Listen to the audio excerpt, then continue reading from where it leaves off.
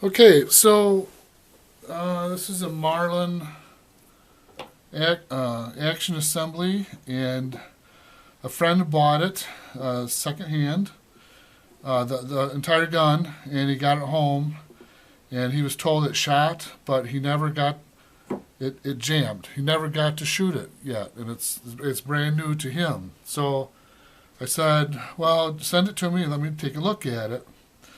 And so it wouldn't eject shells. And so I'm looking at the ejector wire, and in a previous video, I called it the nickel trick. So I'm looking at his ejector, and I wanted to show you this, that his ejector wire doesn't pass the nickel trick. So you can see it's smashed down. It's supposed to stick up just over a penny, but not higher than a nickel high. And you can see it's not even a penny. And that's for height. And then it's got an extra bend in here. I don't know. I'm kind of familiar with these ejectors. So there's only one bend right there. There's supposed to be. It's got a double one. So what I'm going to do is I haven't even shot this because he already told me it doesn't shoot.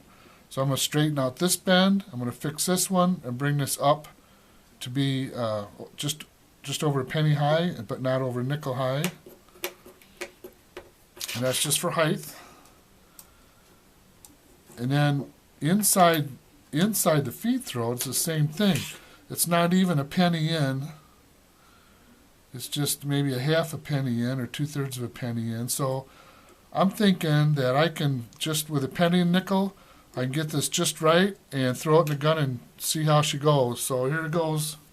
Here we go. So I'm gonna take out that extra bend first. You see that double bend right there? That one, I'm taking that out. So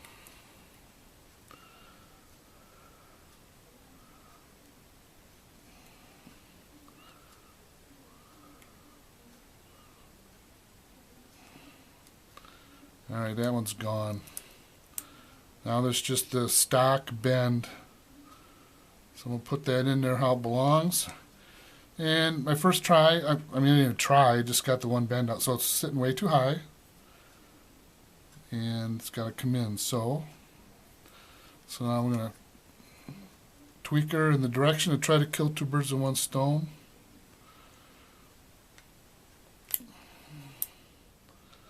That's perfect in and perfect high. So I just did it with one.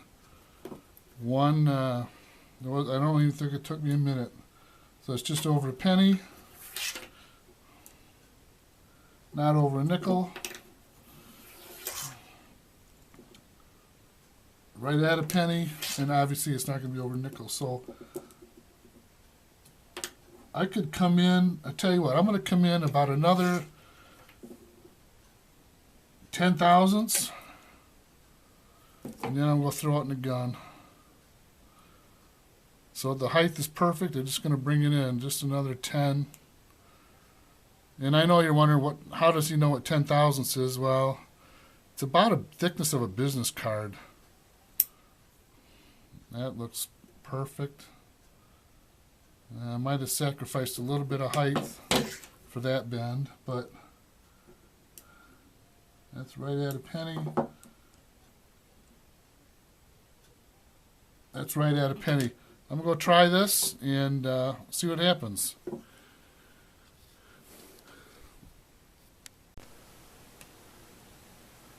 Okay, well, I just threw the action in my test gun, and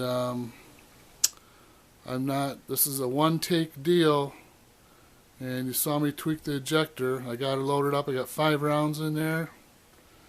And I'm shooting into a mulberry log by my furnace. And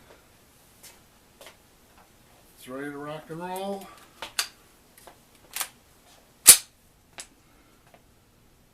See what happens.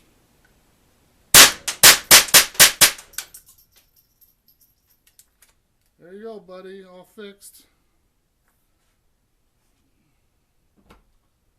Thank you. It's Aero Dodger. Have a good one. Bye. You know, while I'm at it, we fixed this ejector wire, and I got to show you some really important things too besides that. And the reason why ejector wires get bent is that, see how this action is closed right now? They get bent because people try to reassemble this with this action closed. So what happens, you get this in here and it don't go down. It don't go down because that ejector wire is fighting the bolt alignment. It's a hit and miss situation and you don't fight it. So here's how you do that. You lock this bolt back, and then the ejector wire then falls into the big free space right there, but it won't get pinched. Falls right in, and then this bounce here, that's just the hammer. That's just the hammer bouncing on the bolt. So this is what you want to do, like that. Okay, so you put in your plastic pin like this. Now I make the cat triggers, so I do this a lot. And well, there's no cat trigger in this one, but my friend, we didn't even talk about it. I just wanted to get his gun working.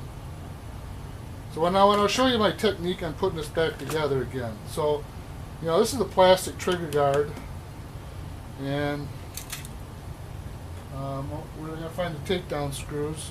Okay, I keep them in this little thing here. So, I'm going to show you my technique. Now I go to the hardware store. I like to use these little red fiber washers. So it's a lot easier on the stock with these red fibers. So all of my Marlin Model 60s have this red fiber washer under there, and that's just how you get it out of the hardware store. So that's my little one of my little trademarks. So I kind of get that in finger tight, and then the rear screw. Because I do a lot of triggers, I don't use the slotted. I use a sawhead cap screw. I put a point on the end, like the closer to the stock, and put that in there. And then I got a 6-inch-pound torque driver, because otherwise this is plastic, and you can mash that in there, and you can mess up the trigger adjustment. So I got this off eBay for $10. That was a bargain. Listen to it snap at 6-inch-pounds. Right there. 6-inch-pounds. I'm done. Front one's not as important. I just kind of get it snug. Once that's together, then load her up, and then you can close the bolt.